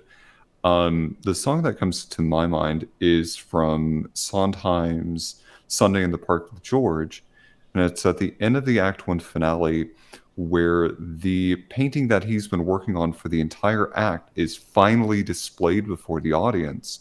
And the lyrics that they're talking about are the blending of these colors together, and you see as slowly over the progression of the song that this whole piece comes together. And it's talking about the beauty and the wonder that he has seen throughout all of these Sundays on Le Grand Jatte finally coming to fruition on stage in front of the audience, for the beauty that it is. And it is one of the most stunningly captured and well orchestrated pieces of music, I think, that really encapsulate it. So if you really want a good cry, and for me, I need a good cry on a Tuesday at 6 o'clock, pretty much regularly, um, I highly recommend that piece. Excellent. I remember in the auction houses being taught about different artists, by the specialists. And the word I heard over and over and over again was provoke. Hmm. Hmm. Yes. Was that good art should provoke, and that good and bad, it should make you angry. It should make you remember happiness. It should force you to recall joy or sadness. But art has a purpose, and that is to tap into something that you have felt Mhm. that you might not be able to feel again, but someone is able to share their feeling with you. And I never forgot that. And not provocative in an annoying way, right? Sure. He's being provocative, but provocative in this idea that, right, it triggers something good and bad in all of us. And every so often I'll look at a piece of art and it's like, I'm not really sure if I like it or not, but boy, it really does provoke something. Happiness, Hmm. right? It should force you to recall and it did its joy job or sadness. But art has taught me something about that artist, or taught me something over about and myself. Over and over again was right. Provoke. So Hmm. Hmm. word I heard over and over and over I again like was that. provoke. Very well said. Hmm. Yes. Was that I'd go in and look at something and I'd go, wow, that's a pretty weird looking painting. What the hell is that? And that was the time when, you were all in, especially in the auction business, it's its own little world. You see the Jesus with feces, and you see all these different art forms. And I'd say, I just don't get it. Will that really sell at auction? And the guys are laughing. Oh, you bet it's going to sell at auction. Well, who would buy that? Well, it's provocative. It triggers something in all of us, whether you like it or not, but it did. And the artist did his job by creating something that expresses. And I think what's exciting is when the expressive nature of the artist is different than what you are provoked by, right? That's something that's not the intent of the artist, but definitely works with you. That something deep inside has been triggered in a good way or a bad way, or like smells will do that. You know, some people have smells that, there are certain smells that, you know, trigger all kinds of things. And those can be good smells, bad smells, evocative smells, childhood, all these things, romantic, right? And I think, I mean, art plays that similar role. For sure. Well, and think about it, all of our senses are triggered by that, right? When you think about it, music does that, taste does that. How many things we taste that bring back memories that are awful and wonderful? I remember being forced to eat that, or I remember eating that on a, you know, some sort of celebration, even feeling things, you know. So I think all of our senses should be our best when they are triggered to bring about another sort of provoked thought, memory, expression, something in all of us. You're not wrong. Brooke Shaden talked a little bit about that when we talked with her a few weeks ago,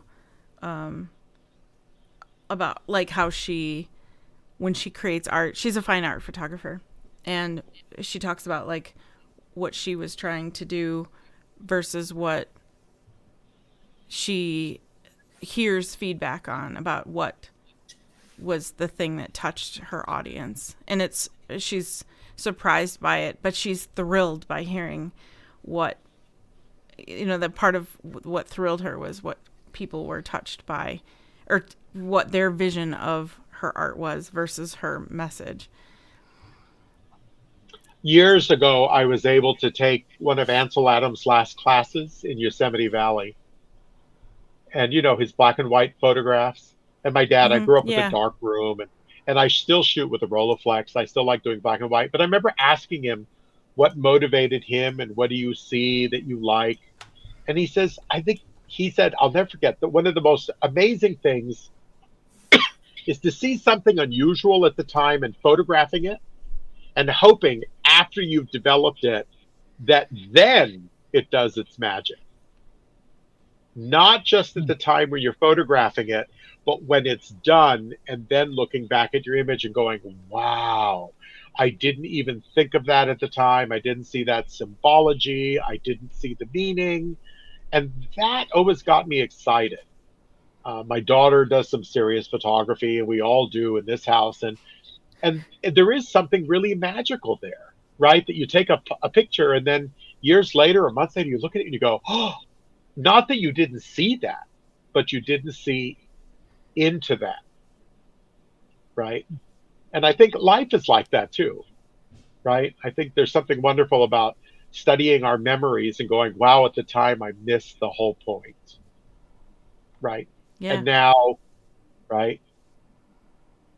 You know, Exactly. what's that great saying? You know, when you look back on your life, it isn't how hard things were, but how easily you sailed through it. Right. And I think it's one of those things. It's like, wow, at the time I knew I had to take that photograph, but only now am I realizing why. Right. Right. Yeah. And if you want a really cool reality check on that, take your art or your photograph or whatever sculpture, whatever you do, and take it to someone like an art teacher and ask them what they see. I say that because I did that once by accident. And they pulled things out of there that, like you said, I hadn't considered. I never saw it. There were angles and things that I didn't, when I was taking that picture, did not occur to me. But that person saw it because that's their eye is different than mine, you know, and the final product Right. was different than what I was seeing in the moment. And that was kind of cool, and it opened my eyes to see it differently. Just like when you were describing how paint is made from minerals, which are rocks, mixed with oil and slathered on some fabric. And I thought, I will never see paintings different, or I will never see paintings the same now, because they're all, and I'm looking over my monitor at at a painting over there. I'm like, now this is rock hanging on my wall in a different form, and I'll that's really a cool perspective. When you see the old ultramarine blues, that gorgeous blue that you see, especially in medieval paintings, Yeah, I can't see that without realizing that that's powdered lapis lazuli, right? that's And that awesome. it only came from one place. It only came then from what is now Afghanistan, parts of Persia, but mostly Afghanistan. So how did that powdered rock get mixed with a vehicle and put on a manuscript in France in the 13th century? It's fantastic. So, I mean, that's what gets me excited, is when I think of the hands passing and rocks and purples and these colors, and you know, I love that idea. And then when they can convert what I see as rock and powder and a liquid into an expression of someone in pain or in joy or a child playing or a forest, it's like a whole new level to me of magic, right? Taking it to Yeah, that next level. Yeah. Oh, I love looking at rock pigments and, thinking, and the same thing with pottery, right? Having gone through, right, my years as a potter, going through school, and that's what a glaze is, right? Glazes are inorganic. They're rock materials and very specific recipes that, under different temperatures, fire into different colors, right? I all I have to say is, or actually, I have one question. Um, what are you teaching this semester? And two, do these kind of conversations come up in your classes? If so, I'm going to recommend your classes to more people. Like this is your perspective on art is incredible. Oh, this is what's interesting, Trey. You brought that up because um, typically I always teach a class in cartography and visualization, and it's based on visual theory, and maps happen to be part of the product. So we go through color theory, we go through fonts and photography, but we also go through like Jungian concepts of seeing, right? And so what we're talking about is often comes up in classes like that. And then my evening class this semester is a mixed law class on American public lands. So it's the history and stories of national parks, Forest Service. That's a rare class, but I love to teach it because it's just kind of fun. And we address Ansel Adams and John Muir and all these guys. But the class I get to teach in the fall that's always fun too is the geology of gems and gem materials. Ooh. And then we do a whole section on painting and pigments. So we do a whole section on what rocks can we grind up and make pretty colors out of, right? And we do it in class. We will try and get enough material that we can grind stuff in class and make paints out of it for them to understand that kind of bridge between gemstones and paint. cool. Do you have advice for people who are just starting out in doing anything like that, like what you do? Do people ask you for advice? Like, how do I be Tom Paradise? That's great. I like that. The I mean, Rock Father. I'm a big advocate of books, right? Hmm. I don't trust people whose houses don't have bookcases, bookshelves. And so, that's why I love buying duplicate books and just giving them away to students. I mean, I think it starts with the book, because if you read the book and it's not interesting, then don't go in that direction. But if you read the book and this is great stuff and it plants a seed, then keep going. You follow that bliss. So, you know, it's I'm also not a fan that a lot of American universities don't really support the true nature of interdisciplinary and multidisciplinary classes. Mm. I think it's lacking in our systems. And and so you have to bucket and say, okay, I'm studying architectural history, but I need to take a class in rocks. And I need to take a class in art history. Or I'm studying geology, I need to take a class in building materials. I mean, and the problem is increasingly that's not possible because you have course paths, right, to get to that degree. Right. And so I think that's part of the problem. It's not having sort of creative paths in American academics, right? I probably would not have been allowed to pursue what I'm doing now 30 or 40 years ago. It probably wasn't possible. You wouldn't be able to get a degree, right? They would tell you to put your head on straight and stick to the goddamn course, right? Do what you're supposed to do. Well, it's like, well, wait a minute. I want to do art history and I want to do rocks and gems, but I want to do Italian literature. And okay, well, they would always do the same thing. Stick to one thing and graduate. Right? And so I think that's part of the problem, right? And thank God I didn't.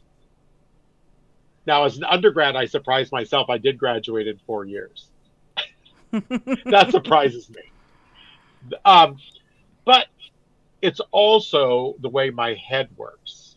Now, I could also talk about a mental health issue here because I also think if I was 8, I'd probably be diagnosed with ADD or someplace on the spectrum. When in fact, the schools I went to actually made it an advantage because my head was all over. I was interested in all these different topics. And so rather than having a teacher say, just focus, Paradise, I had teachers that say, let's read up on this stuff. Let's keep going. And then you make the networks yourself, your brain. And I think all of us have these connective passions, right? And I think it's important for us to connect them ourselves. Yeah. Because very often they're not understood by other people, right? And here, so I look at kids now, right, that have all these different passions. I just had a bunch of middle school kids in my office the other day. I had a field trip in my office, and they were all asking these brilliant questions about rocks and gems and maps and all this stuff that's on my wall. And there's Petra rocks in the corner and all this stuff. And every question they asked sat in the middle of a discipline. None of them were like typical of something you would study formally. okay. And that's when you realize, I think we think like that. I think we bridge those ourselves. But a lot of times in academics, we're forced to focus, right? Write a cogent thesis, right? Rather than, I think I figured out how to link these things. So. Yeah, here we've been calling it multi-passionate because we see a lot of artists that have multi-passions. And I remember being told when I had a fashion line at one point that showed at Fashion Week. And I remember being told by another designer, don't photograph, even though I'm also a photographer, don't photograph your own stuff. Don't photograph your own fashions because you don't want it to look, that looks bad, to be able to do both create fashion and photograph it. And the reason completely eluded me because I was like, why? And I also, then my self-confidence kind of wavered, like maybe I shouldn't. And it took me a long time to get to a point where I felt like, no, I'm just going to do that anyway. I can do both. And who's going to judge me? I don't know. But I think there are a lot of artists that are multi-passionate that want to do things like sculpture and painting and that's okay. I'm one of those people. I'm a do-it-yourselfer. I want to do all the things in my very short life. And this podcast is one of them. I get it. See, the nice thing about getting old and having gray hair is all of a sudden I am now eccentric and eclectic, right? So those two words all of a sudden are what people would say. But 30 or 40 years ago, whatever, in elementary school, you'd be unfocused, Yeah. right? So yeah, no, I just thank God I had a dad who was an elementary school teacher that was like, okay, let's do this. You want a camera? Let's do it. That's You want a awesome. telescope? Let's do it. It was great. And so all of these, where I had a telescope as a kid and we had a dark room and I had all that stuff. And so we were out. I remember sitting on the roof with my dad as a kid taking a photograph of the stars at 2 a.m. Wow. because That's I cool. thought the stars and stuff was cool. And my dad said, well, this is photography. And then let's go downstairs and develop it in the dark room. But that's when you need the mentor that gets it, right? That doesn't think of it as something weird. And I've had students that you can tell that we get notes when a student has been diagnosed, with some aspect of Asperger's or something. And then I get them in the classroom and it's like, this kid is brilliant and he's focused. He doesn't have any disability at all because someone else read it, right, as an unfocused nature, when in fact that kid just had too many interests. And they were still trying to figure out how to make that perfect banana bread out of life, just take it in that direction. So, and I see this a lot in universities because I get undergrads and grad students, right? And so I love letting them follow that passion, those multi passions, right? Having a teacher, I think, like you, that recognizes that and supports it, it's been shown and it's been well documented that those who have received positive reinforcement for what they sometimes get as like their weirdness ultimately pushes them forward to continue pursuing those passions. So I think it speaks to how well you are loved. Otherwise, you would. I don't think Sandra would have pushed as much as she would have to have you on our show, or speak so highly of you. And I think that also speaks to your reputation and to your very illustrious career. So to that, I have to say a very, very hearty applause. Can we get some applause in our chat for Mr. Tom here? That's great. Yay. Tom, I want to say, chatting with you has been utterly delightful. I have never learned so much about gems. I have learned more things about gemstones and about history. Oh, and doggo. You have a puppy. What is She the just dog's showed name? up. Penny, the corgi. Oh, hi, Penny. She Penny the heard corgi. you clap. When you were clapping, she woke up and kind of showed up. Oh, Sorry, Penny. she has Oh, did huckleberry she? coloring. She's the mayor of the house. They always are. But Tom, honestly, it has been a delight to have you here, and thank you so much for sharing your passion and your time with us this evening. Do you have any favorite quotes or any parting words for our listeners out there? Oh wow. No pressure. No pressure. Sorry. Oh no. I think I'll actually use one that I use a lot in the classroom. When I'll ask a student if they tried hard enough, they'll go, "Oh no, this is the best that I can do," and I always answer that only the mediocre are always at their best. Ooh. Sometimes we don't try hard enough. Look how many artists broke the rules and went beyond what they did best, right? Right. So yeah, no, I've used that a great deal with students. No, come on, you guys, let's think beyond what is doing your best, and let's try doing something that's weird or uncomfortable, or especially with mapping. Students use the same colors all the time, right? And I said, no, let's go for something weird. Let's look at a palette from Anne Klein, right? Let's look at a palette from, right, let's do something off the wall, and it works. It's great. So yeah, once we had students that didn't know how to, they were bored with their colors on a map, and we went to a Liz Claiborne ad, and everything was khaki, magenta, and periwinkle, and they did the map in khaki, periwinkle, soft like dustier tones. It was spectacular. It was spectacular. So yeah, let's not have to be conventional or feel like we have to be conventional, right?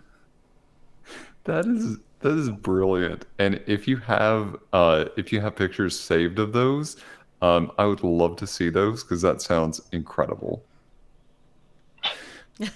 I do. Yes. We will share our email with you so you can send pictures of those because honestly I would really love to see those. But first and foremost, we do want to give a big shout out to our listening audience for tuning in with us today. Thank you so much for tuning in, and thank you to those who continue to support our podcast. This episode, along with every other episode, is in memory to Joe Capone, our moderator, fellow comedian, critic, encourager, and fantastic friend. Find us pretty much wherever you tune into podcasts. For updates, announcements, and more, please follow us on social media under Modern Romantic. Thank you, everyone. Have a illuminating day. Good night, everyone. We love you. Good night. Bye. Bye.